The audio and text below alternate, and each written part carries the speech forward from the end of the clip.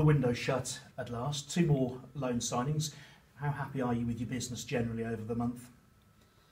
Well, that's the business we've done, and you're only happy when the business that you've done comes to fruition, i.e. that they come and make a little bit of a difference. It was important that we improved our squad, and it was important that you've got enough in your squad to make sure you can see it out right through to the end of the season, and you've got a strong bench and a strong team. Joe Rodden obviously signed earlier in the week from Swansea. Defender Jake Andrews, a midfielder from Bristol City. Tell me about them both. Well, we've been watching Joe for some time, obviously with it being fairly local at Swansea, and we had a chat with the agents a little while ago, and he wasn't available. Swansea wasn't making him available. They wanted to keep him. He's a Welsh international under 21s, and he's captain of their under 23s team. So and they were in the Checker Trade Trophy for quite some time. So they wouldn't let him out, but we kept asking, and a couple of days before the deadline, they said, yeah, it's time for him to go out, and we'd already been badgering, so I think they felt that we were the club that he should come to. The lad came down with his dad, and we showed him what we do, what we've got, and he decided that he would make this the decision to come to us, which is good, because he is a well thought of young player. And Jake? And Jake is really. I spoke to Lee, and Lee wants him to get a bit of experience anyway with the first team. He's a decent player. He's a good player.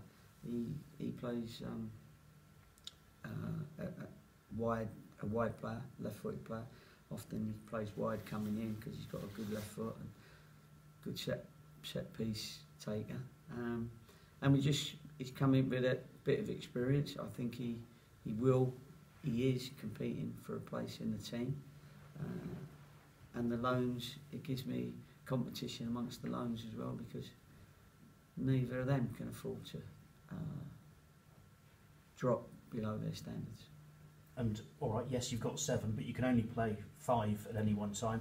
And also, there's no guarantee all 7 are always going to be fit and available each week. No, well, that's the thing, and there's no real guarantee that on occasions you might lose somebody that has to go back for some sort of reason. But mainly it's injuries, and we know the dates that Fozzie and Cranners are going to be coming back, but that's not necessarily match fitness. They're going to need to play a few reserve games as well, and I don't want to be in a position where we need to be stronger at a really important time. Has this been a good week to A, not have a midweek game, but also B, to integrate those new faces? Yeah, they both trained for 3 or 4 days now, which is good. They'll have another training session today, one tomorrow. We're training up near Grimsby tomorrow, so they'll be integrated. We've shown them all our videos and things, and so they know what we're about and what we're trying to achieve. And we get close to it on occasions, and then sometimes we drop below it.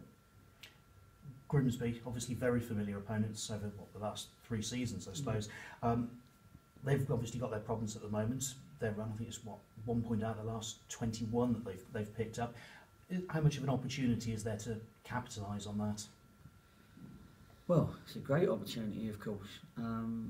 They've brought in a couple of new players, haven't they? Issa, that we know well, Suleiman, and the boy Simeon Jackson. Yeah.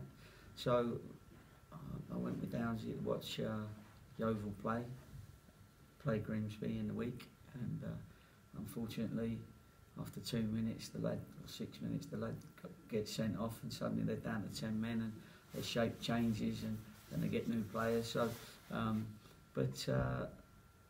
manager's in there, and he's going to be needing a result, that's for sure. So he's made these 2 signings, and we've got to make sure we don't think we just need to turn up. You've got to play well at Grimsby. The supporters will be on their side while their team are in it. But if we can get an early goal or get a goal up, then it could change. And you mentioned there about trying to second guess what Grimsby do. Obviously, denied the opportunity the other night, and with teams signing so many players at this stage of the season, how hard is it to do your homework on opponents? Yeah, it's quite difficult. Obviously you try and second guess what their team will be, what their shape will be, and they'll be doing that to us as well.